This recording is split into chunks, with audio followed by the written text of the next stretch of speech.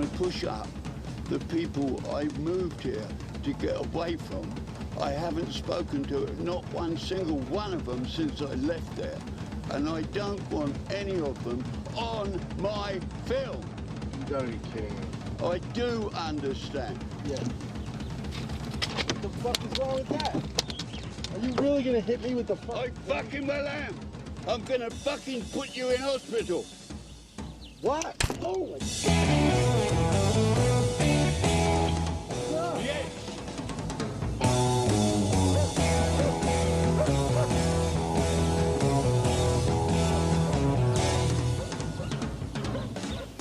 Ginger Baker just hit me in the fucking nose.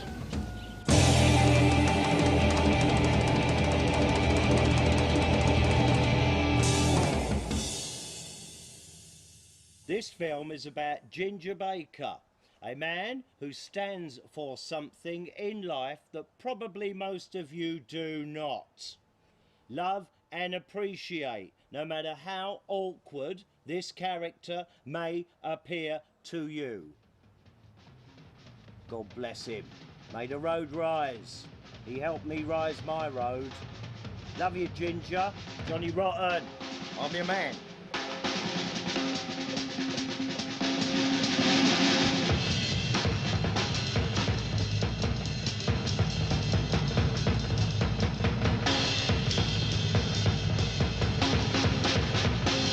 Ginger Baker's a motherfucker. That's it. He personally is what drums are all about. He's certifiably nuts.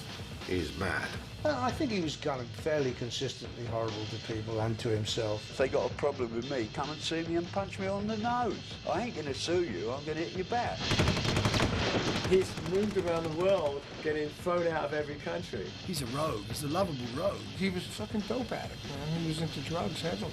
Are you surprised that he's still living? Yes, I am. As the flame went down and there was one person going to get off, it would be Ginger. He was like a scary guy. When I would look at him, he looked like the devil. The devil takes care of its own, yes. Like a great virtuoso madman. Maybe you have to be a little mad to play the way he does. Probably the greatest drummer that any of us had ever heard. He was the hammer of the gods. He's a force of nature. The world's greatest drummer. He influenced me as a drummer, but not as a person.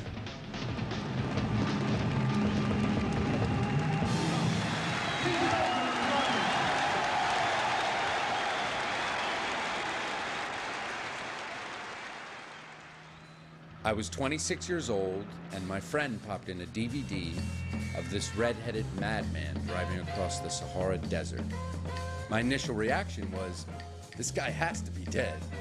But I searched for his name on the internet, and lo and behold, I found this article. Ginger Baker vows to strip in South African court to prove that woman claiming to be his lover has never seen his cock before. Not only was he still alive, but he's still a fucking madman. I have to meet this guy. Ginger. Hey, Ginger, it's Jay. Hey, it's Jay Bolger. I told him I was a writer for Rolling Stone magazine, which was a total lie. I want to come and write an article about your trip to Africa. But that was my in, and he invited me to come down and hear his story. Oh, you alright? My favorite dog was poisoned this morning. Your dog got poisoned? Hey, feel better. I'll call you on Wednesday. I'm coming out there, Brian. And I flew to South Africa and just kind of showed up at his house. Mr. Baker, nice to finally meet you. Huh? Thanks for having me. Yeah. And I lived with him. It was a truly humbling experience. Why don't you listen to the fucking story? This is a fucking nightmare. Fucking my brain up. People zapper. I wrote an article, and it was published in Rolling Stone. Thank you, Ginger Baker. He had gifted me with a career as a journalist, but I owed him so much more than just words on paper. People needed to meet the man, hear him play the drums, and experience this legendary character for themselves.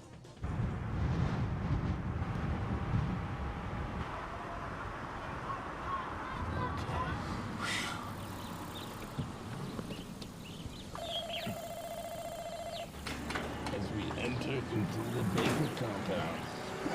Okay, the laws of South Africa, which are loose enough, no longer apply.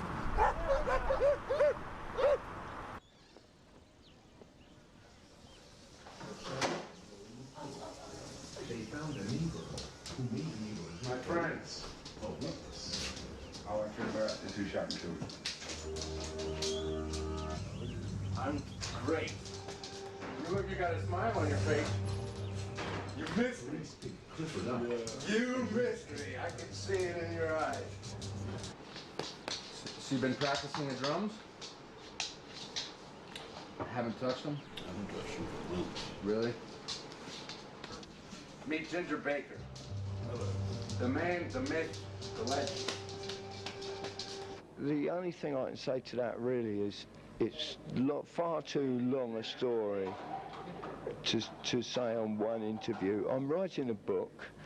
When the book's published, read it and perhaps you'll understand. And when were you born? You know when I was born. It's in the book. Fuck the book, we're not doing the book. It's the 19th of August, 1939. 3 weeks or so before war was declared. Die nationalsozialistische Bewegung! Es lebe Deutschland! My dad was a hero. He died when I was 4.5 years old. You don't see bombs dropping because the siren goes off and you're in the shelter. You hear them.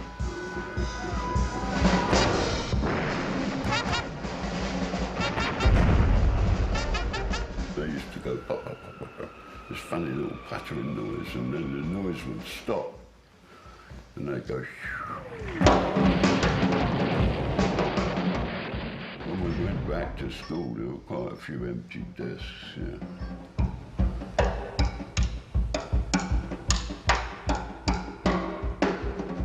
Yeah, the bombs going off was, you know, to me was great. I still love explosions to this day, you know. I don't know. I love disasters.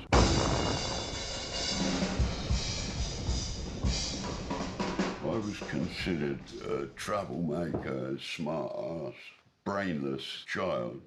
I was part of this school gang and we'd go in this record shop and the other guys would be nicking records. But I was a decoy. I'd just take records into the booths and play them.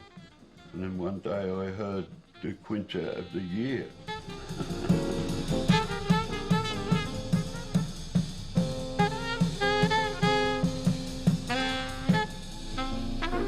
I didn't even have a record player, but I nicked it. All of a sudden, there was something that I really could relate to. You know, Max on the Quintet of the Year is just out of this fucking world.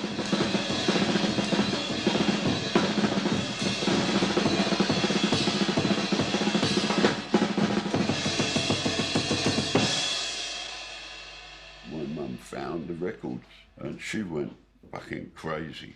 Mum used to use a strap on him and it made no difference. I used to be in my bedroom listening to him being strapped and screaming, but it made no difference. She just said, look, if ever I find you doing something dishonest like this, I will call the police. So I wouldn't talk to the gang anymore. And I got beaten up several times by them. They started carving me up with a razor blade with tape round it. They carved all these lines all over my arms and my face and everything. I wasn't very popular when I went back to school. It was about this time that I'd got the letter from my dad. He wrote a letter for me to be opened when I was 14. My dear son, it's just a little advice and the way I should like you to turn out. Be a man at all times. Hold your own ground. Use your fists that are your best pals so often. I remain your loving father. Before that, people used to punch me and that, I just used to cry and think, why are they hitting me? I wouldn't retaliate. And I beat this kid up.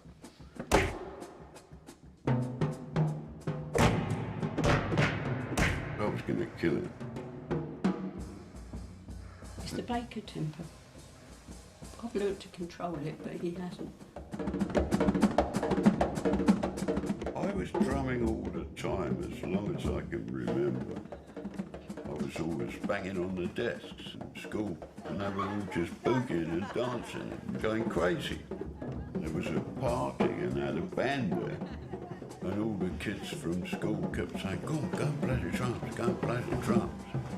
And I just sat down and I could play. That's when the light went off. I went, fuck, I'm a drummer.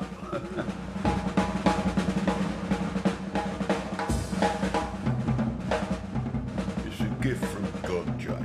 You've either got it or you haven't. I had it.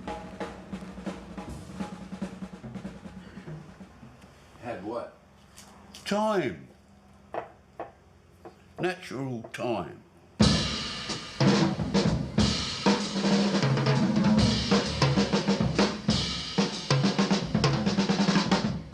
His drum beat is so personal that I always know if it's him. I started doing quite well like this. I'd got a sort of reputation as a jazz drummer. My boyfriend at the time said, oh, you want to hear this drummer? He's really great. She really could dance. She had really good time. And a good body, obviously. He's always been insecure deep down. And I think Ginger did search for a father figure, but they were always a drummer. One night I was playing my all-nighter in the Flamingo, and I got off stage to be confronted by God.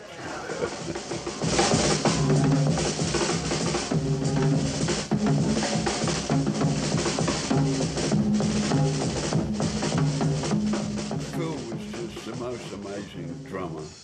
He's the only drummer at that time that brought tears to my eyes. He said, you're the first fucking drummer I've heard here. Come with me. So we go down into his basement flat, and that is when I got introduced to heroin. And the African drummers, he tied this thing round his arm and told me, right, when I tell you undo it, and his arms were fucking just a mass of scars and tracks and stuff. And he managed to hit a vein, and I pulled the thing off and he shot up.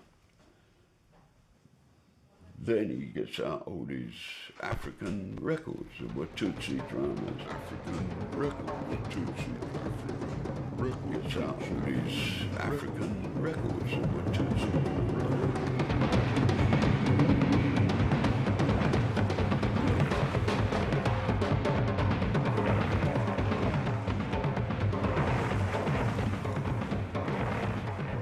Phil said, where's the beat? And I'm doing like a 3-beat on it. And he said, no, listen. And he played this 4, the real beat. And there was like a fucking light going on it. Wow, the basic African rhythms were so fucking cool.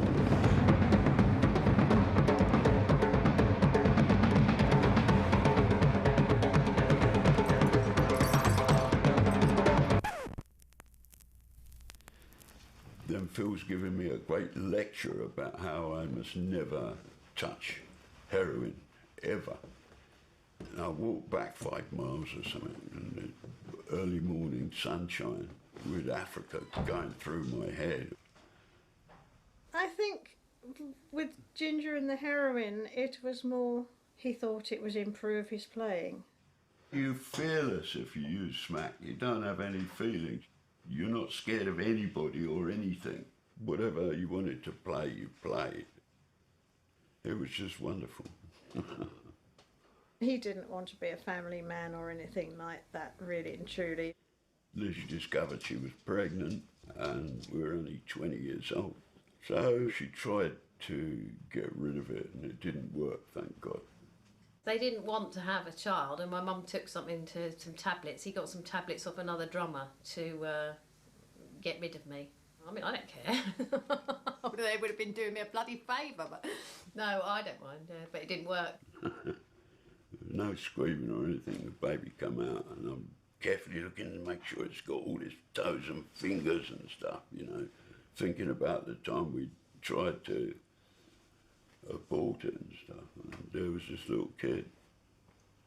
And that's when I decided to get straight. And it took me another fucking 19 years or so.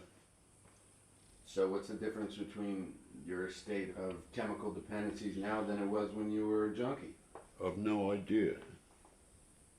I take it every day. It's called degenerative osteoarthritis. Is that why you haven't been playing the drums? What? Got you. Fuck. How I restrain myself from throwing heavy things at you, Jay, I don't know. There's nothing you can do about it, is there? You're not going to give up. Sometimes I feel like doing just that.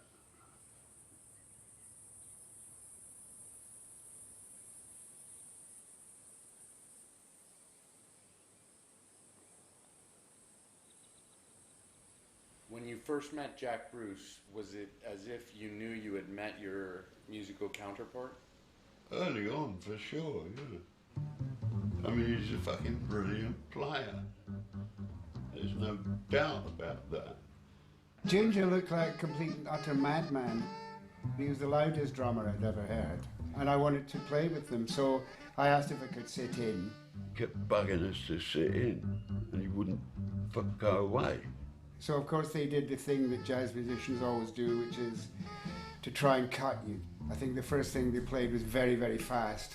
And he played it, which is quite extraordinary. Jack got the gig with Alexis Corner's Blues Incorporated, and none of them were terribly happy with the drummer, who was Charlie Watts. I actually don't know how long Ginger was with the band, but I know he took over from me, or on my recommendation. Charlie left the band so that I could join. Can you tell me the story of Mick Jagger? Can you tell me what it was like meeting Mick Jagger? This effeminate-looking kid got up and sung one number. And I'm going, Jack, who's this stupid little cunt? What's he doing here? Jack and I used to put some jazz things in, completely throw him off. I mean, I was a heavy junkie at the time, so I just terrified the shit out of him. And then Alexis decided to get Graham in the band. And my first reaction to that was, fucking hell, Alexis, watch it, because he'll steal half the band, which is exactly what he did. Can you contextualize who we're speaking about right now? Well, I've just said it, for fuck's sake. You just said Graham, that's it. People don't know who Graham is. Graham Bond was a fat guy. Well, I was standing on the corner waiting to go home when I heard this sound that made me want to go. Well, it was coming from a dance hall across the street. It was kind of stompy with an R&B beat. It went a harmonica. Oh. Graham Bond organisation was to musicians what the Beatles were to the public. Brilliant. Jack Bruce, Ginger Baker and Dick Exton-Smith and Graham Bond were at the top. We were a band trying to be like a band in Chicago, but they were something else, you know. His reputation was as being, you know, probably the best drummer around in those days. It was really Ginger's first taste of fame, yes. It's the same with you, Ginger. This is beat. Don't worry about splitting your skins. They can be replaced. And so can you. They did sort of contain the seeds of their own destruction, what with Graham and Ginger's bad habits and the conflict between Jack and Ginger. For two musicians who are incredibly complementary to each other and who have played consistently over the years. It's really remarkable how well they didn't get along. It's a very sad situation, really. In the early days, when he was following me more, the music was really fucking great. When I switched from upright bass to bass guitar, that wasn't what Ginger wanted. I think that was when the problem started. Jack's like a guy who gets up before the sun comes to see the sunrise. He sees the sun come halfway over the horizon and runs home and said, I've seen the sunrise. That was how Jack got the time things that I was showing him. He didn't get the full picture. I have perfect time, which is a quite useful thing to have. Very few people have that. It's just a gift. The last number was always the drum solo.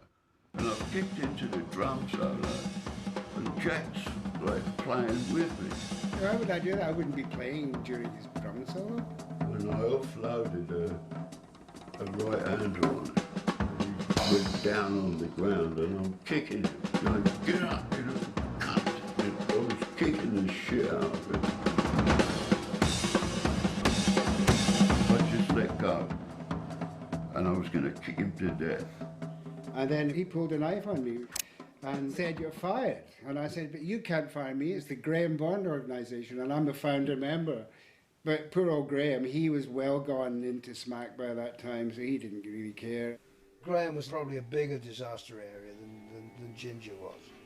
We'll be using a mixture of cocaine, heroin and lysergic acid in a fix. I was very hurt by not the knife thing, I didn't, but the fact that I was out of that band. And it was very stupid of him because the band was doing well and I was quite an important part of the band. The band continued being very successful, and it just reached a point where I thought I'd been running the band successfully for 3 years. Why don't I run my own band instead?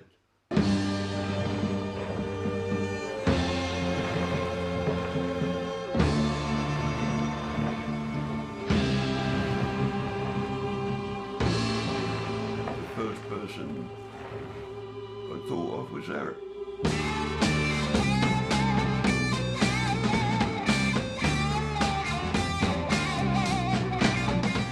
He saw something in me that I never saw before.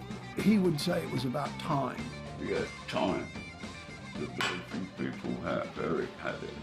Ginger was pretty dismissive and antisocial, seriously antisocial, but he had the gift. He had the spark, the flair, the panache. He had it in spades, and Jack had the same thing.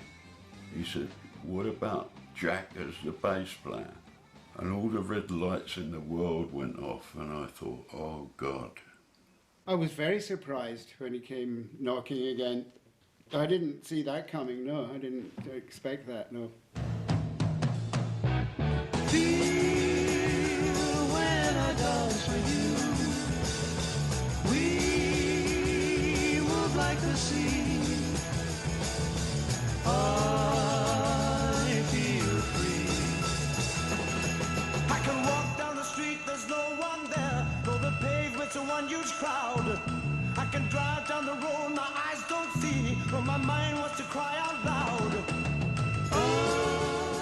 When an atomic bomb went off like that, like I think Cream really represented, it overwhelmed everything.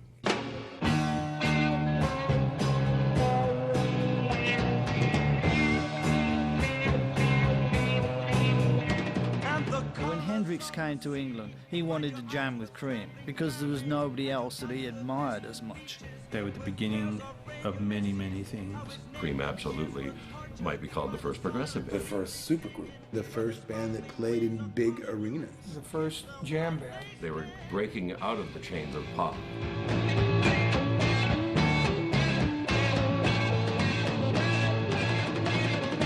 And you see a girl. We were fucking good. That's how we called ourselves Cream. We knew we were the three best musicians around.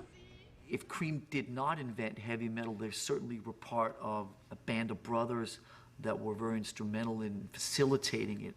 The birth of heavy metal should have been aborted. He was really at the forefront of a complete revolution of rock.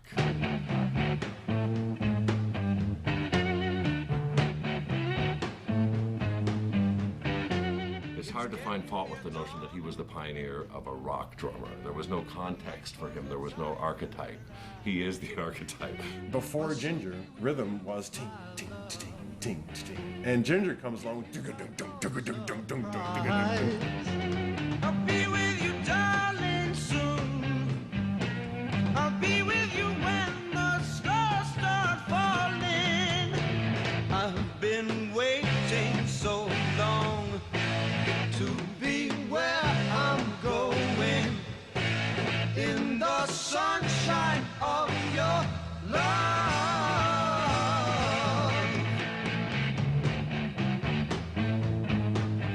When he was listening to music as a kid, he wasn't listening to the Jimi Hendrix and Guitar Hero bands and so on. He invented all that stuff. Jack brought it in as going ding back, diddy back. That's where Jack's head is writing. And I said, man, that's terrible. Why don't you slow it down and play it backwards? Another one is White Room, the 5/4 bolero that makes it. Da, bum, bum, bum, bum, bum, bum, da. It wasn't written like that. Jack wrote it in 4/4. He now declares I wrote it in 5/4. I mean, hello. In a white room with black curtains near the station. Today, and for the last, how long is it now, 40 years, Pete Brown and Jack Bruce have been earning a hell of a lot more money from Cream than Eric and I will ever earn, to this day. The guy who gets the credit for writing the song is the guy who writes the lyric, gets half of it, and the guy who writes the melody of the lyric gets the other half. The drums are part of the arrangement, and the arrangement doesn't get royalties. Zip, nada. Cream was my thing, and it did exactly what I planned it to do. Only I'm the guy who lost out on it. I'm fucking broke right now. From themselves.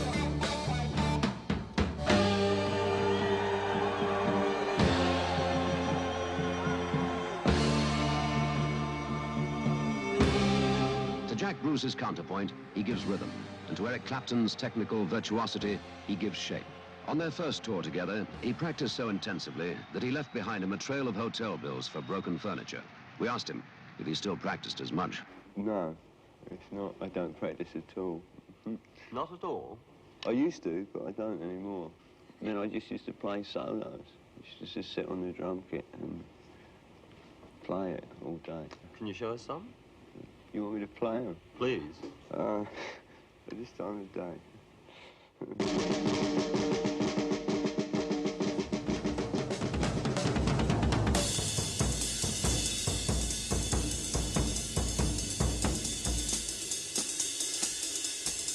Independence, the ability to play a different thing with all four limbs, which is how I play things that sound incredibly fast when I'm not actually moving anything very fast, because all four beats are landing in a different place, so what comes out is 4 times as fast.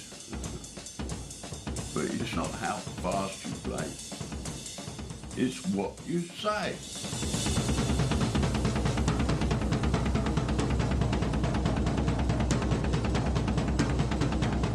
Ginger Baker's most notable achievement that should be recognized is the first rock drum solo. And me as a 15-year-old kid at the time was like, yeah, that's the rock drummer I want to be. I must have been 16. I was exactly the sweet spot when my brain clicked on and said, what's it all about? It was Ginger's drums. I'm here today because of Ginger, because he was the absolute inspiration for me being in a band, playing the drums. I absolutely thought, now that's what I'd like to be.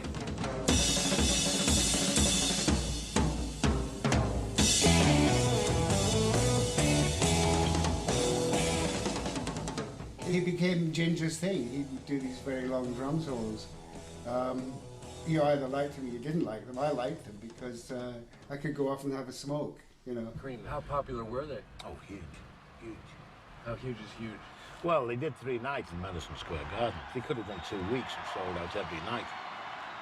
When the promoter hired the Cream, Ginger wanted a case of beer and 2 black hookers and a white limo, or he wouldn't play. I've been in hotel rooms and there's been a knock on the door, I've opened the door and there's been 3 groupies all standing there. Just queues of chicks waiting. One would knock on the door and climb into bed. We used to call them star fuckers. You know, they come and say, like, I'd like to give you a blowjob and see you come. Ah, they all wanted to fuck Cream, you know. It was quite a rapid rise to fame. I don't know whether it was too fast for Ginger. I didn't really care. We lived in a succession of not very nice places. And then for once we thought, oh, we can actually buy a house of our own. The family at home was something totally separate from being on tour. His dad died when he was 4 or something like that. So he didn't really have someone a role model father. He communicates more through his drums and through his words. I told my wife long before we were married, you know, if you get me to choose between the drums and you, I'm going to choose the drums. We had no other interest. There was nothing else going on.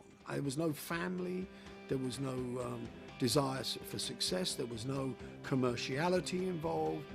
There was no responsibility other than to that unique moment in time when we were together.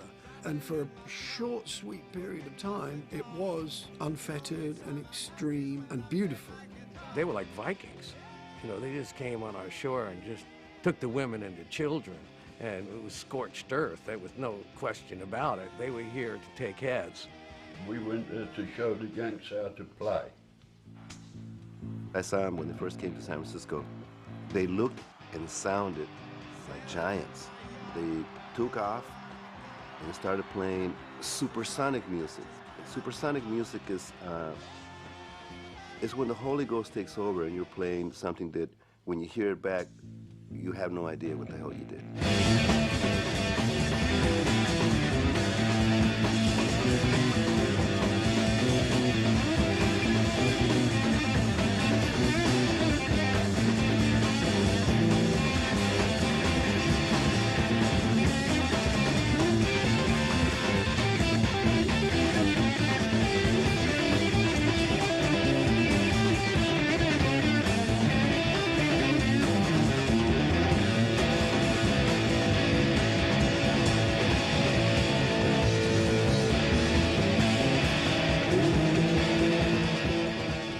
Something about that little chemistry that we had, Ginger and me and Eric. It'll never be repeated by anybody else. Cream, they were together shorter than our last tour has, you know, we've been on the road for 2 years and 2 months. That's 2 months longer than their entire lifespan. Sam Kinison would say, I've had parties that lasted more than 2 years.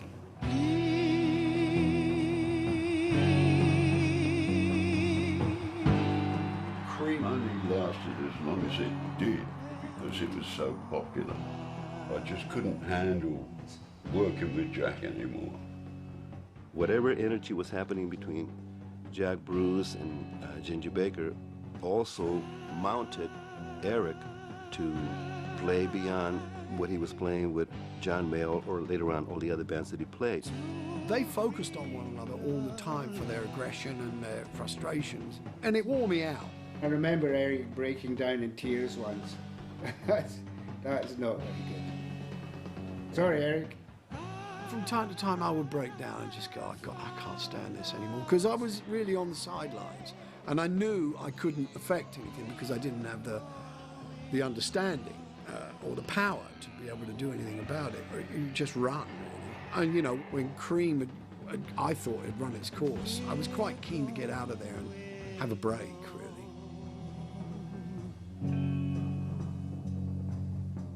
A banger, you know, firework, whatever you call them, cracker or whatever.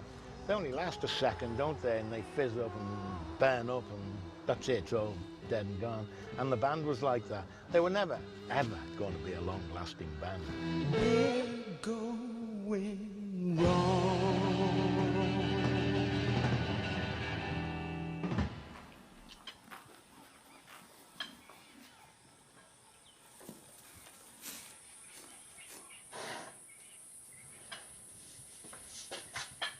Hello, Bunny.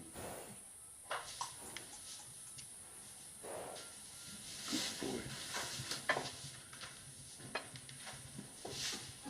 Mimosa. Don't be scared of the camera. You're a soldier boy, aren't you? Good old tough soldier boy.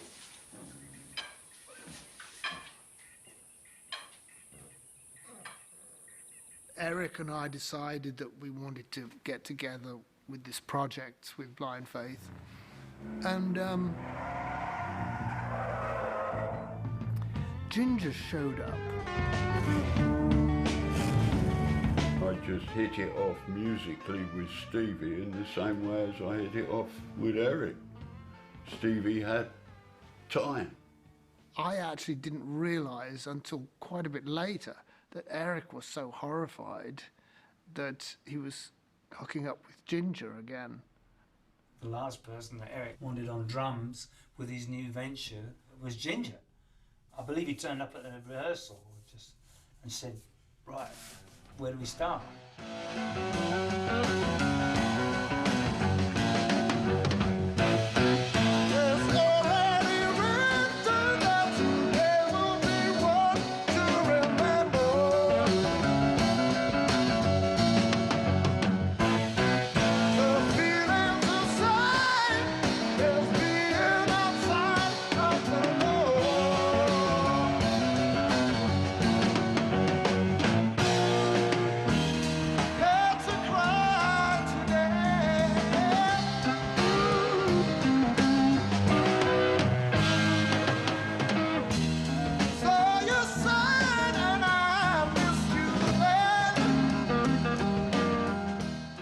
Supergroup from day one. We hit the road too early, and it's, you know, overpowered us.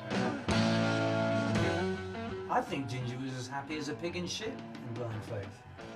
You know, there was no one, there was Rick Gretsch, great player, you know, but no Jack Bruce, and Ginger could fucking do what he wants.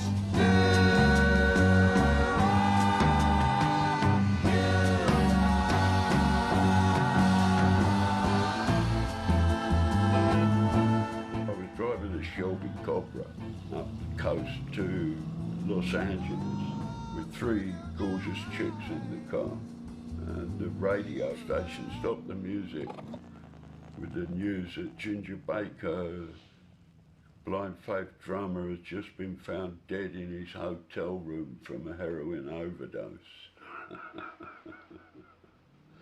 And I went, fucking hell, it must be in heaven, you know, I'm driving a supercar with 3 super chicks. There was huge amounts of drugs, which at the time, I must admit, I didn't really know about, because I was probably smoking so much weed, I didn't really know what was going on anyway. Every time we got to Los Angeles, the drugs would appear. So I decided to go to Hawaii after the tour to try and get straight. So Liz came out with the kids. Considering all the places we've lived in before, I have to say it was marvellous. You are the reason I've been waiting so long. Somebody holds the key. Well, I'm maybe I just ain't got the time, and I'm wasted and I can't find my way home. Only at that time there was more heroin on Hawaii than there was in Los Angeles. It wasn't a good place to be to get straight. So we decided to go to Jamaica. That's when I flew my car out. That is wild, to fly your car over to Jamaica. That's crazy. You get to feel that their money is inexhaustible, which of course it isn't. It was like nearly 3 months after the last gig that I came back to London. I brought back quite a lot of dope and some masks and stuff, and so I went to see Stevie with a bag of grass as a little present. And he told me that Eric had gone off with Delaney and Bonnie, and he was getting traffic back together. I take full responsibility for having, you know, strong interests in going somewhere else, but they wouldn't have been quite so strong if the core of the band had been better. Were you hurt at all that Eric had left without telling you? No, you could see it coming. Something to do with me getting so fucked up on the end of the tour. He's the best friend I've got on this planet. And always will be. Okay? Whether it be polo or the drums or drugs, Ginger seems to always go full force into whatever he's doing. Compulsion. We're talking about compulsion. And the thing, you know, what's the payoff in being compulsive? You know, for Ginger, I'm not going to be his doctor in this, or a psychologist, or make a diagnosis. I can't make a diagnosis of Ginger because I don't. When I was driving in today, I thought, well, do I know Ginger well? Do I? I've been with him in fairly rarefied situations, which have allowed me to see certain sides of him. I probably haven't seen him like you've seen him, because I didn't take the effort, the time, the risk to step into his life and become a part of it for any length of time. You know, I've always pulled back when it started to get scary or threatening or just difficult. You guys want to wait a minute because I'm about to cry. Why? Because I think I might cry. Why? Because Ginger is a... If he's all by himself, all alone in the woods or something. Well, he's got a wife. He's got a wife. Well, then I won't. You guys trying to live a pretty quiet life here. As quiet as possible.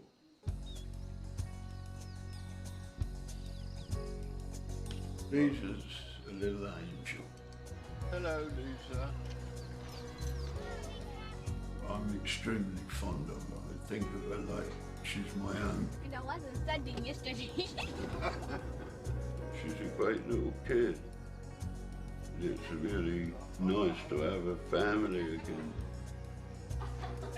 If that falls apart, I really don't know what to do. So Ginger's a good stepfather.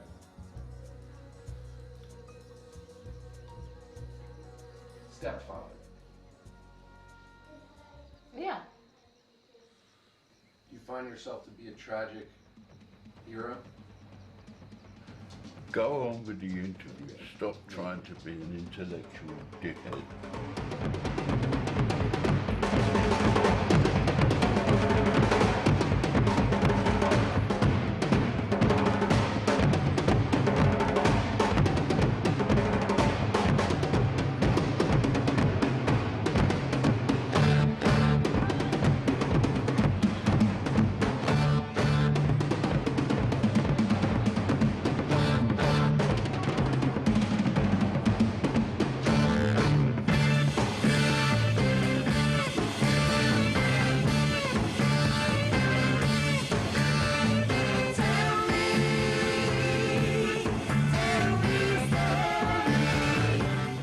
Not just a player, he's also a band leader and arranger. We were all brought up on the big band era, you know, and that's what Air Force was like. I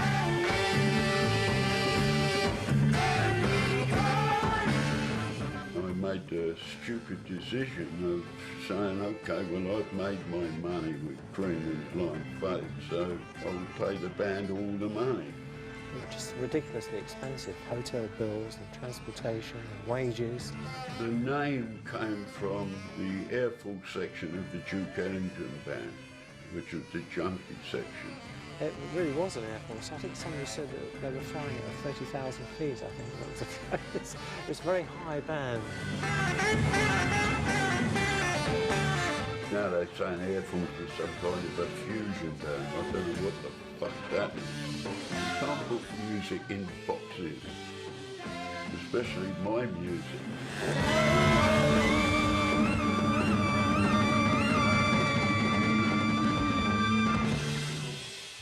It was really exciting.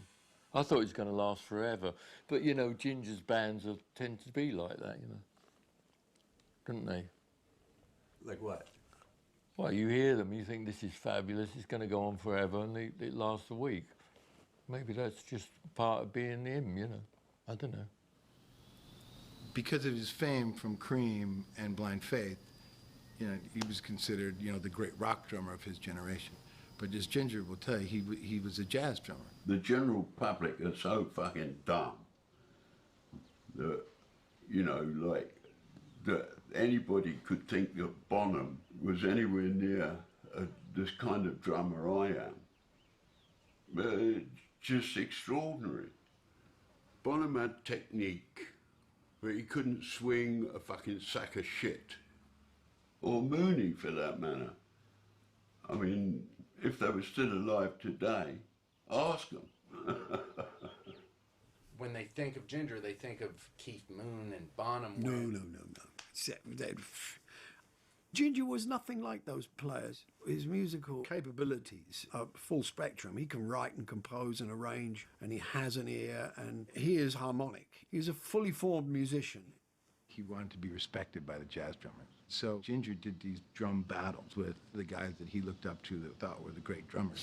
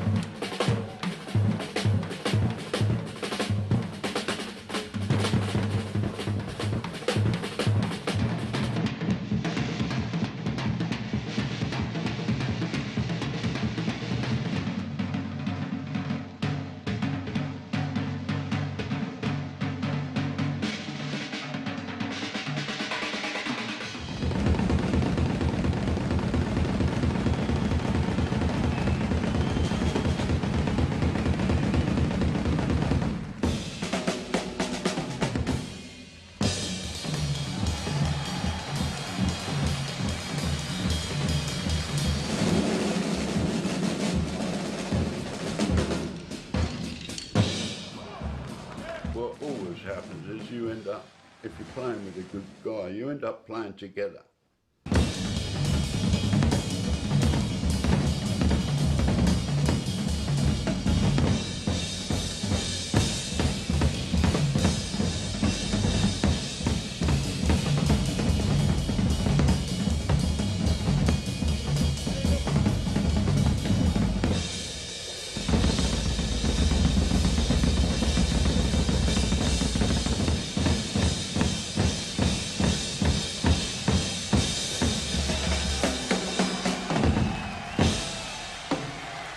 By him taking all these guys on, and nobody else really did in the rock world, he was considered to be in that elite echelon of great jazz drummers, which ultimately, that's what he considered himself, to be the great jazz drummer of his generation. Not a fucking rock drummer. So here you are at the height of your career, you've battled all the greatest drummers, you become a band leader, and you decide to go to Africa. Oh, God. Way back when Phil turned me on to all the African drummers, it was obviously very high on my priorities to go to Africa. Ginger says, "How do you feel about filming me going across the Sahara?" And I said, "How are you proposing to go across the Sahara, Ginger?" And he said, "I'm going to drive."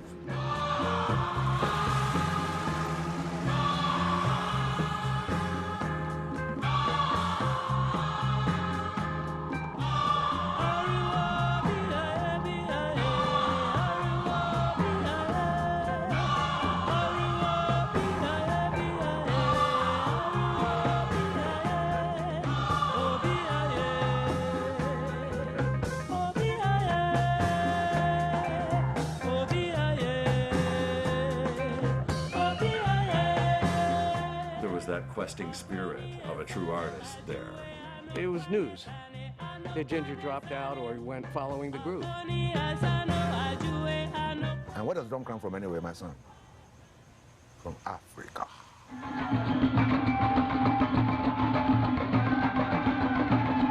He predates everybody else who later on said, we discovered the sounds in Africa. The only person that made me cry before playing was Phil, and these guys had me crying because the time things they were doing were just so subtle. That's why I went to Africa.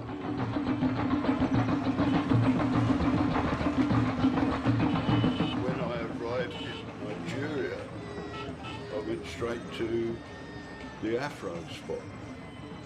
And there was fella playing on stage, and it was just like, wow, man, this is cool.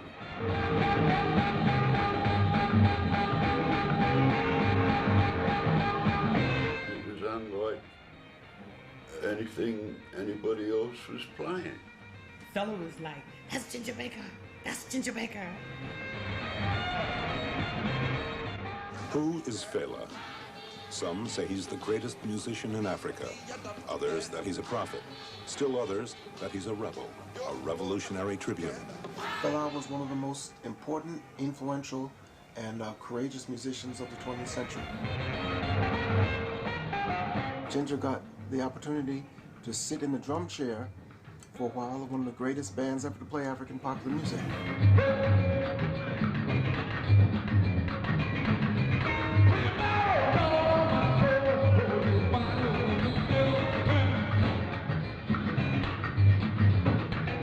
Ginger was very close to everybody. The girls, my father, the band. It was a colorblind situation. They smoked together, they drank together, had women together, they played together, everything together.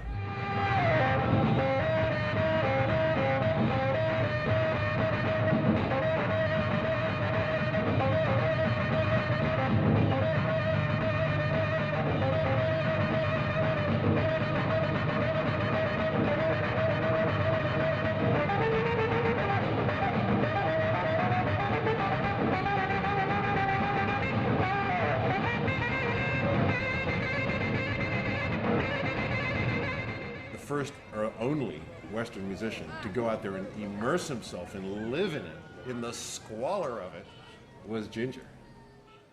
He drove those instruments to Nigeria, into Lagos, and set up the studio. And this studio became the first 16-track studio we got in the country. Fela stopped using EMI and started to use Ginger Baker's studio. Now, who leaves England to go and record in Lagos? Africa at that time, in Nigeria, it was an absolute hotbed of revolution, of death, of unaccountable violence. No, it was a great place to be in those days. I was in Africa for a period of 6 years. It was sort of like the flower power days in Nigeria, if you like. You can't imagine the 70s in Nigeria, how much fun they all had.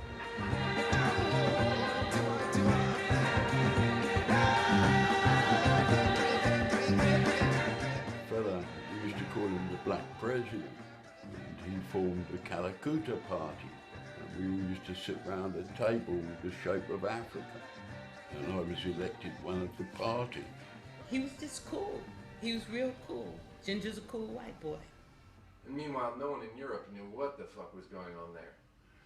Nobody what? Nobody in Europe. All the people that you had left behind, you know. What people I'd left behind? I think he just goes. That's a great thing in music. You know, you don't want to be thinking too much when you're playing. He who hesitates is lost. Just go. He really desperately wanted a boy. And when he got a boy, he was awful to him. He said some nasty things to my mum. Like, you know, like, I wish I had black kids or something. Were you guys still in contact though? Yeah. He would just call you. I mean, Yeah. how was your... Like, hello, I'm in prison. Fine.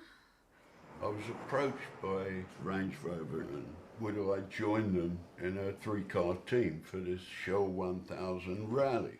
Anyway, I arrived at the checkpoint and did 180 and came in backwards. And I heard this voice say, "Bloody hell, the way you drive, you should play polo." And I shouted out the window, "You gotta be bloody kidding." He said, "Okay, Baker, come with me." So off we go. And where did we go? Lagos Polo Club. And I've already downed about 8 or 9 Bacardi and Cokes. And Colin comes out to me and says, "Right, Baker, it's time you got on a horse." And Colin gets out a whip and goes, whack, and it, boom, it's off like fucking 900 miles an hour, absolutely full gallop. My sunglasses were round one side of my face and my beard round the other, but I was still on the horse. And I said, "Where's the fucking brakes, Colin?" So I found an old pair of boots and an old polo stick and a hat, and I became a poloist. The types of Nigerians that would have belonged to the Lagos Polo Club were very elite people, people that Fela would dismiss as having a so-called colonial mentality. Those were definitely the people that Fela was singing against in the 1970s. But it was later in the 70s when Fela really got more radicalized and began to live the life of a musical dissident. All this nonsense that you have hanging around here, they sit down in cars, man! Fella took on the government, the army. He was determined to become president. All the government top guys played polo, so they were always at the Lagos Polo Club. So I was playing polo there and hanging out with, as it were, Fela's enemies. And a lot of the people on Fela's committee didn't like that and soured Fela's mind against me. I was pretty upset at the time. About what? Well, that Fela wouldn't play with me, with his band. On Friday, February 18, 1977, 1,000-odd soldiers surround Calcutta, machine guns at the ready. They plunder the house. Their clubs spare neither pregnant women nor children. Fela himself is seriously beaten. Fela and his tribe find themselves in prison. It was starting to go wrong, yeah, but I mean, I left Nigeria because I lost my studio, really. It took us 3 years to build it. It's been open just over 2 years now. It's coming along great.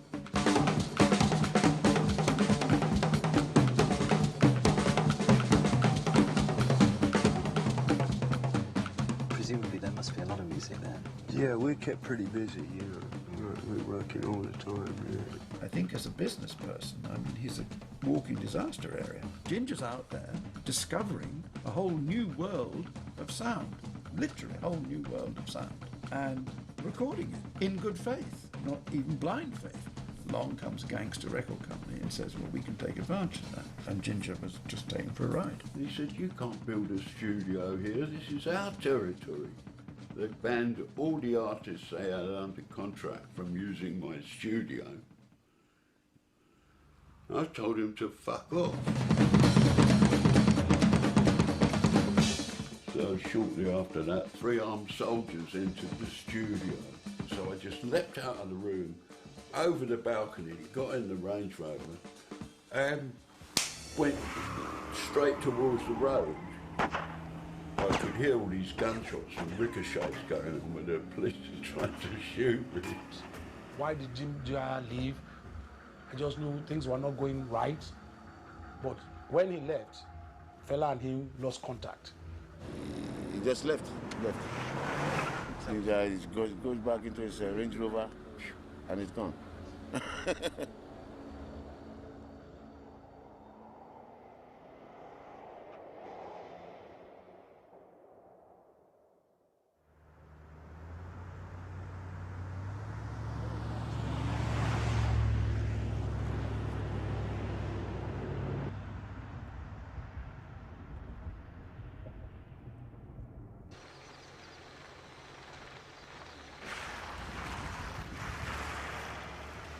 You had been off the scene in Africa for so many years, you must have missed being a rock star to a certain extent. No, I didn't. I came back to England to play with the Gurvitz brothers, for which I got some money. I just lost a fortune, so it was a matter of doing some work. That was really all he could get, wasn't it? At that time, nobody wanted to work with him.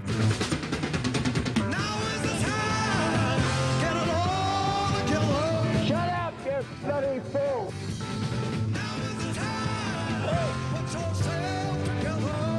Yeah, I grew up in the downward spiral of his life. Everything collapsing and falling apart. The mistake I made was letting polo take over from thinking about work. The tax people saw this film the BBC did of these horses arriving and gave the impression that I'd got a hell of a lot of money. Only this week, 30 polo ponies arrived from Argentina. This air shipment guarantees Ginger Baker's commitment to a sport that stands for everything he isn't. I went absolutely broke. It was a very bad time altogether. He left my mum for my first boyfriend's sister. That was his second wife, was my first boyfriend's sister. That's a good idea. She was 18, yeah. Well, maybe 17, I don't know. She was still going to school. But she was a very naughty type girl, yeah. Very sexy type girl. For the blues.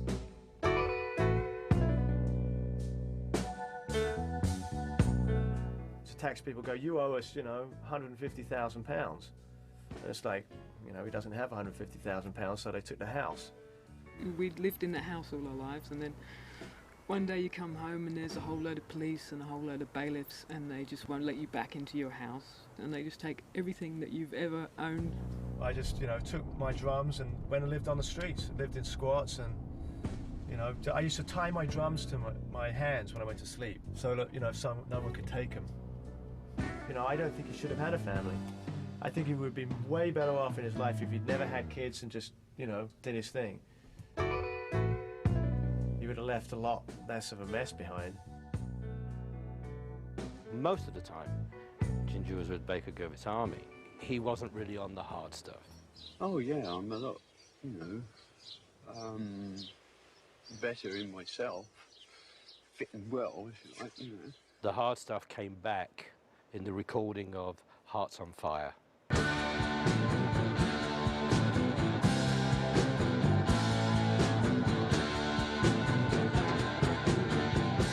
It was sort of like a very disastrous period, so I got back into using. And that's when you sort of realise your idols have feet of clay. The slight inkling coming in that this person isn't in control. The cameraman's in control. Hello. What were you saying?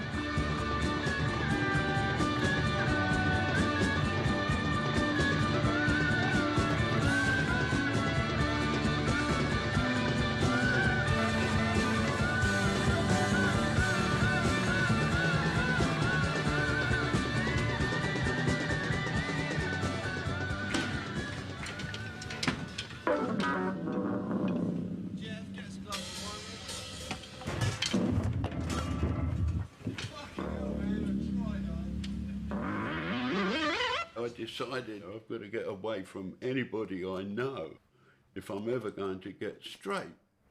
So I decided to go to Italy. I went to Italy with Sarah, living on this place right on top of a fucking mountain. I've never lived in England since. I didn't know anybody. I didn't even speak Italian. And the house was falling down. I met him in '86, and I was asked to find him by a singer called Johnny Rotten, who was in the Sex Pistols.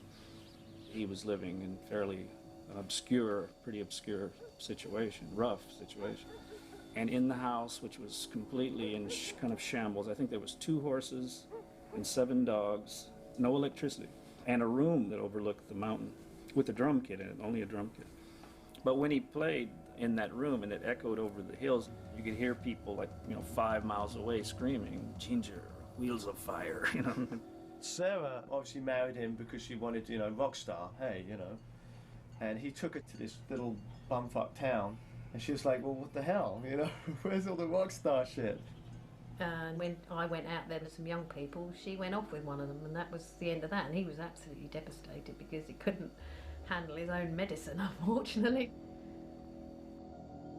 Was he heartbroken? Oh yeah, she fucked him good, yeah. I was completely fucking destroyed. I was on my own with all my dogs and a couple of horses. It was terrible. I went out there to get drum lessons and stuff. He had no money, so he couldn't get me a plane ticket back to England, so we had to do this gig. So I got really, really sick right the day of the gig, and I was like sitting on a chair and I was like throwing up, and I was just like really bad way, and I was like, I don't know if I can play. So, chops out a line of cocaine. Take this. I'm like, I'd never done cocaine before, Like, I'm 15 years old, So I ended up taking this line of cocaine, played the gig fine. Somehow it just makes you feel good. So then he put me on a coach back to England, and he took the rest of the money and wouldn't get me a plane ticket. And we made good money at that gig.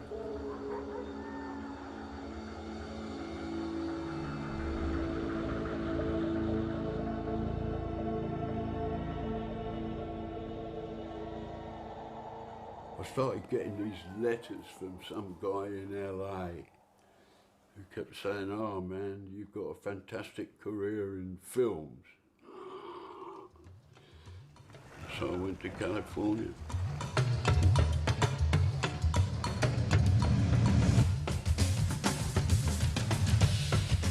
The Nasty Boys was the most extraordinary, stupid thing I've ever seen. Hollywood, well, that was the end of it for me. It was just so stupid. Last one on is a rotten egg. I hadn't seen him for years. When I arrived in LA, I didn't recognise him because he looked like an old man, and I thought, where's my dad? He actually put an ad on Music Connection magazine looking for a job. Famous drummer from the 60s, Ginger Baker from Cream, looking for a band to play with. Are you ready to go? Okay, so this is a drum kit, and I'm Ginger Baker. You hold the drumstick thusly, and you play the stick like that. The 1960s were heady times for Ginger Baker. He was a drummer for some of rock music's most influential groups. We visited Baker at the ranch he rents in the California desert as he tries to come back. Tell me about your relationship these days with Eric Clapton. Do you still speak? I don't have a lot in common with Eric nowadays. He's sort of changed considerably. Ginger, the way he is, and the way, his self-medication and all of the kind of things that go on in his life, I would find quite hard to be around for any length of time. It was quite threatening, to me, and I suppose what I would call my sobriety. But I've always got time for him, and I know he knows that. There was nothing star-like about him when I first met him. He was pretty much penniless when we met. He had spent everything to get his horses over to America. I was pretty happy. I was going to be going into a master's program and following medicine, and there was a lot of great stuff ahead of me. And then I got a little derailed. Was Karen a good person? I don't want to discuss Karen. He is somebody who needs to be cared for. And maybe that's what was so attractive to me. It's like, I can help this person. He was somebody really interesting to spend time with. He started playing the drums, and actually that was the first time I really understood the drums.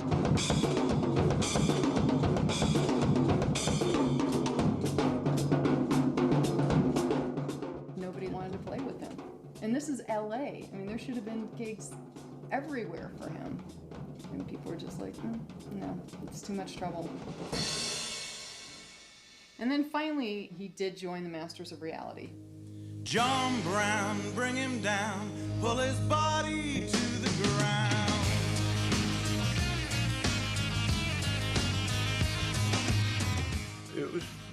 quite an enjoyable thing, that Masters of Reality. But they were trying to say it was heavy metal, which it wasn't. It was music you couldn't put in a box, Jay.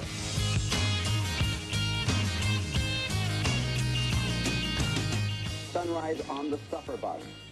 Musician magazine simply calls Suffer Bus the best rock album of the young decade. We were on tour with Alice in Chains. I think it was a mismatch. Most of the crowd to begin with didn't know who Ginger Baker was. Kids in the front row with Megadeth t-shirts on, throwing stuff at Ginger. And how much can a man take? He was having to start all over again, and just like a new musician, and they were treating him like, you know, you should be happy, we got you a tour bus. A lot of musicians don't have tour buses. He's like, I did this back, 30 years ago. I don't want to do this again. Do you think Nirvana's the new Cream? He had gotten a taste of American music business, class of '93, and he spit it out.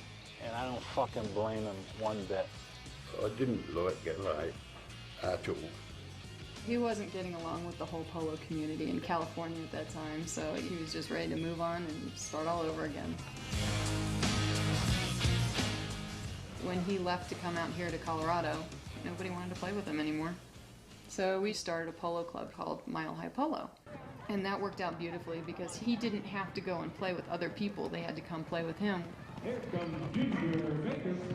Not only can you play drums, you can hit that ball down the field. People would come out, bring their kids, bring their dogs. We'd have polo and then jazz in the park.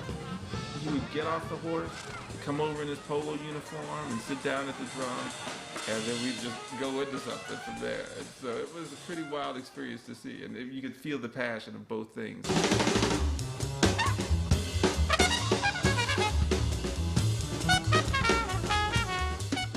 JQ2O. And it was probably the best band I had. It was great playing jazz again. The music I came from. Kofi was living with us at the time. We used to do a lot of drum things together.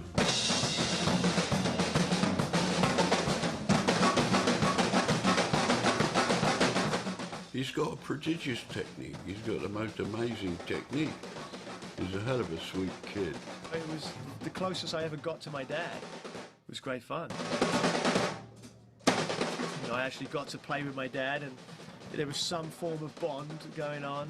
I mean, I wish I could have done that my whole life. It would have been great.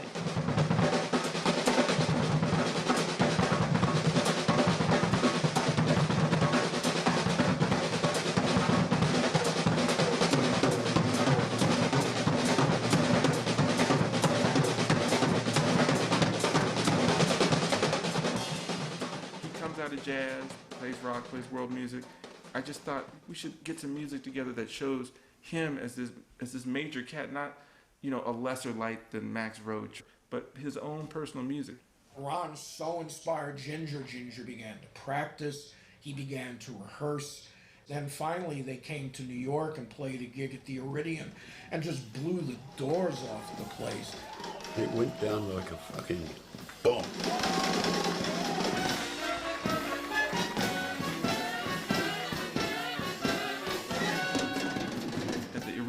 In New York, Max Roach came to the gig. The first record he ever bought was Max Roach.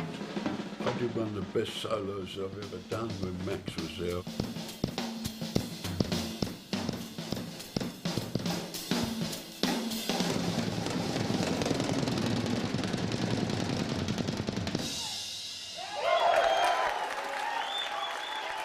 I could see Ginger's face on the break. Max hugged him, Max was like saying, yeah, you're in here, you're one of us. He just had tears coming down his face because he had achieved the pinnacle of jazz for an improvising musician and a drummer. He has a working band that can go toe-to-toe with any band in New York, let alone planet Earth. And he had not only been accepted, but accepted as a peer and an equal. The actual words Max said were, Jesus, Ginger plays like a nigger. That coming from someone like Max Roach was An enormous compliment, you know. 4 drummers in my life that were absolute heroes. Phil Seaman was the first one, Max Roach, Art Blakey, and Elvin Jones. All 4 of them became friends. I mean, friends. Dear friends. And that, to me, is worth more to me than anything in the world.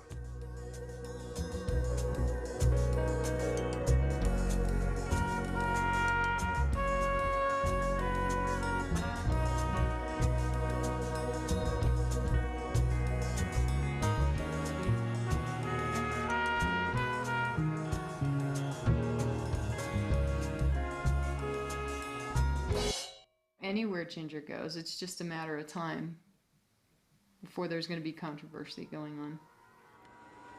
Somebody did a very nasty and resulted in Liz getting arrested yesterday by the immigration people. He had an English groom that was living with us, but because her immigration papers hadn't come through yet, she was illegal, and so they took her away. And I started going crazy. And there was these 2 guys, Lewis and Floorwax, who had a radio show that I was on. He came on the radio show one morning and started talking about it, and he literally told everybody to fuck off. I mean, this is a foul deed. And he said something about the United States of America can kiss my ass or blow me or something like that. I think that's the last thing he said on our show. I believe that was the final sentence. And so we ended the interview, and next thing we heard, he was deported. He thought he was seeing the writing on the wall. I'm the next target now. So he decided to grab his toys and leave before they could kick him out. People saying it's like one of the best records he's ever done. And then he left. We just put this record out and he just split. Kofi would come over every single day and play with his dad. And then a couple days before he left, kind of like you with the cane to your face, Ginger gave a verbal cane to Kofi's face and just basically, I think, told him, you know, you're a piece of shit drummer and you'll never be what I am and you just can't get it. And that was it, his way of saying goodbye. Well, I asked him if, you know, I said, you know, do you even care about anything I do or anything? He said no. So I said, fine. So I got in my car and left. That was the last time I saw him.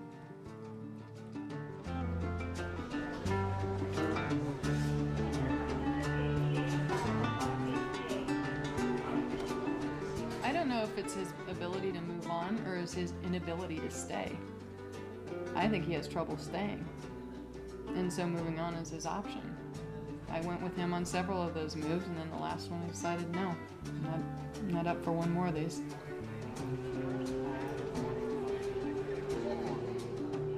Maybe it goes back to when his dad died. He was just kind of taken away abruptly, and there was nothing he could do about it. The only time I remember my dad clearly is on the train when he went off after his last leave.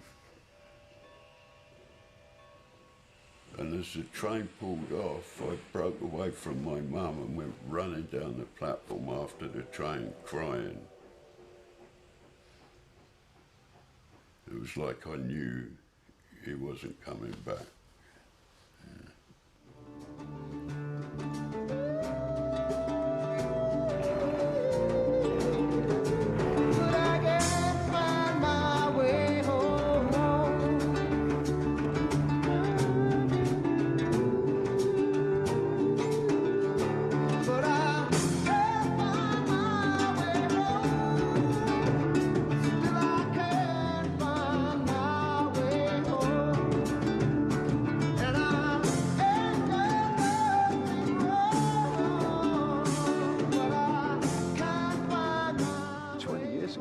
South Africa was the last place I would ever have dreamt of going because I was so, you know, appalled at the apartheid regime.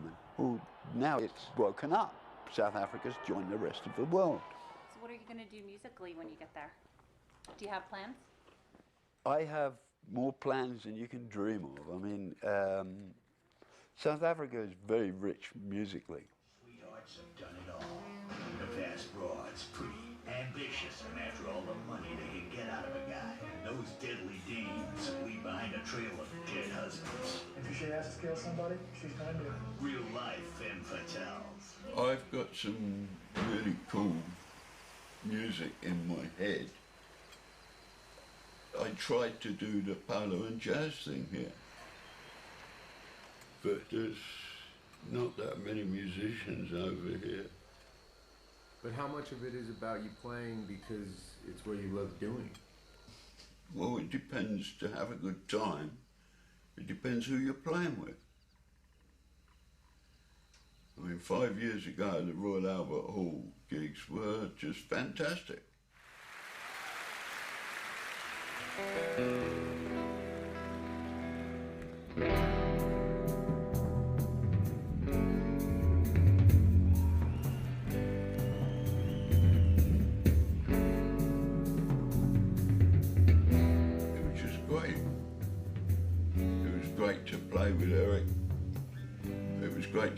Jack. He did the reunion in 2005 with Cream, got a whole bunch of money, and he got 24 horses he imported from the UK. Yeah, they cost him a fortune. I've got 38 horses. Horses don't let you down, nor do dogs. They all know who I am. He got $5 million or so from that reunion. You know, now he's broke as shit, he's blown all the money, and he's got nothing to show for it. He will go out of his way, effort-wise and time-wise and money-wise, to do everything for his animals. Sometimes I get the idea that the animals comes first and then the people.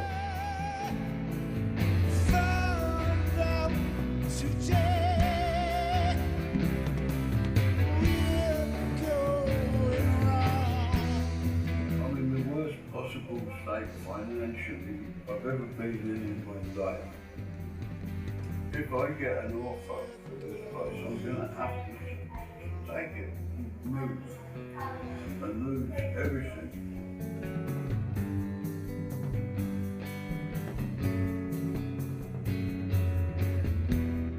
Do you think that you might have to go back to playing the drums again? Why? Because the bank might foreclose on your property, and besides, it's who you are. Oh, for fuck's sake, why are we talking this shit? I think he's realising that his time really has come to finish playing the drums. Dogs in general, maybe horses as well, but dogs specifically knows when it's the end of the path. They just give up, you know, they know that this is the end of the road. Obviously some of them have got fight in them, some doesn't, but they realise that they've had their life. They won't die here in front of you. They will go and leave the bed where it's private, quiet. We're going wrong.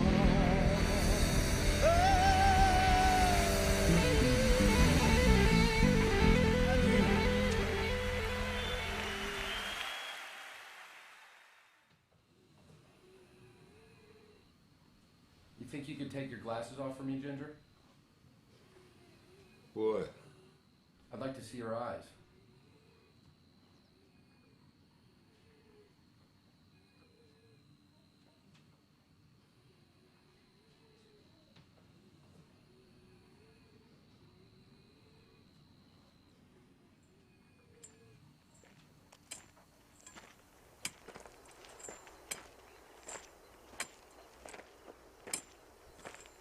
I have terrible skepticism about musicians that die young and create legends, which are kind of mythical.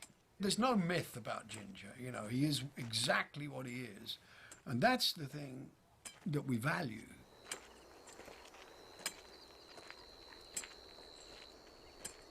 I don't know what he is. He's his own person, and he's great.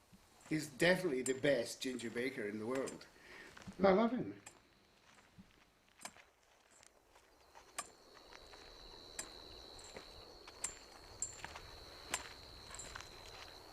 It was our last day of filming.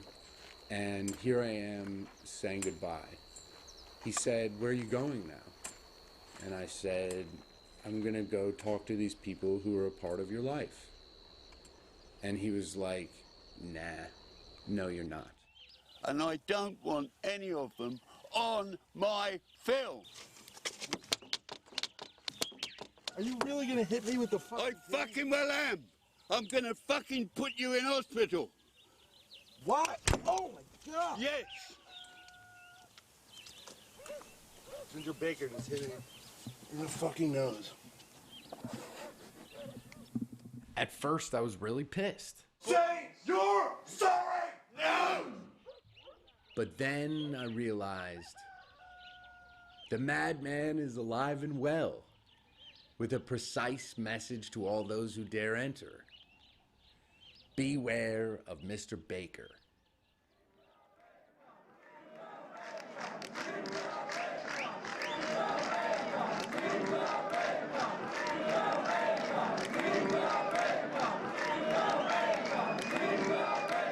He seems to go through wars and bombs and comes out the other end unscathed, amazingly. And you've got to admire that. You've got to admire that he doesn't ever, you know, kind of give in and go, okay. The indomitable Ginger Baker always gets up off the canvas. After selling his horses, his farm, and his Range Rover, he goes back on the road into being the one thing that he's always been.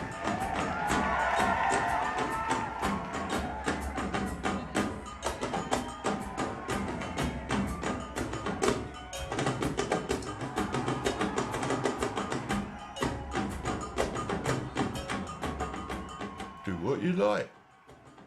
If you enjoy doing something and you do it very well, you can be successful and enjoy life. I like playing the drums.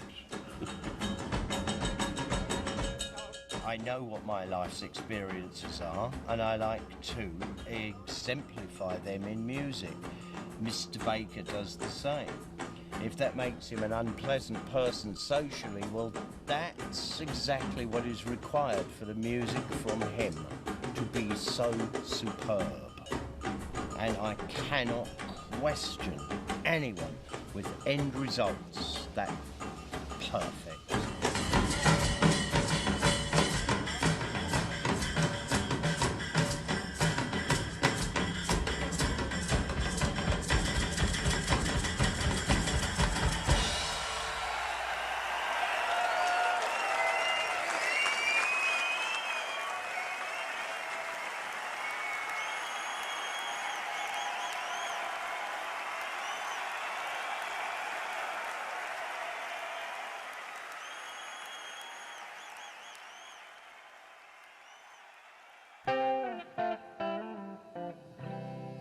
Don't take the wrong direction passing through.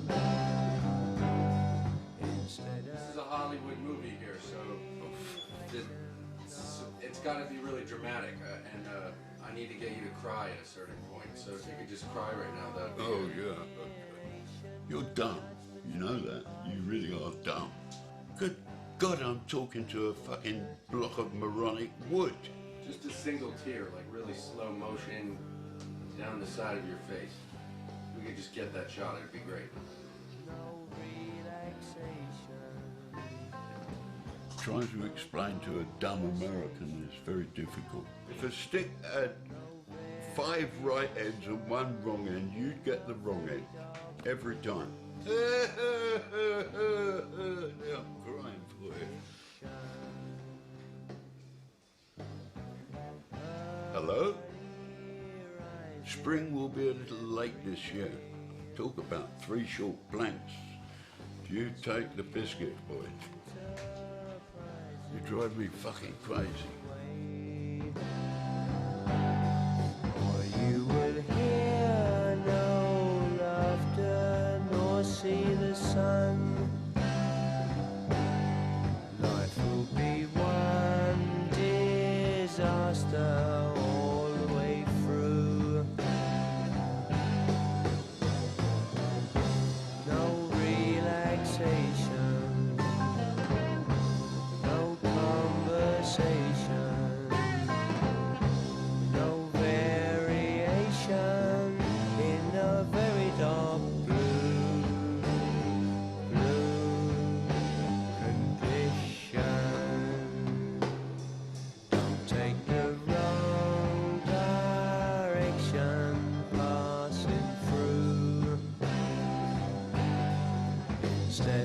deep reflection of what's true.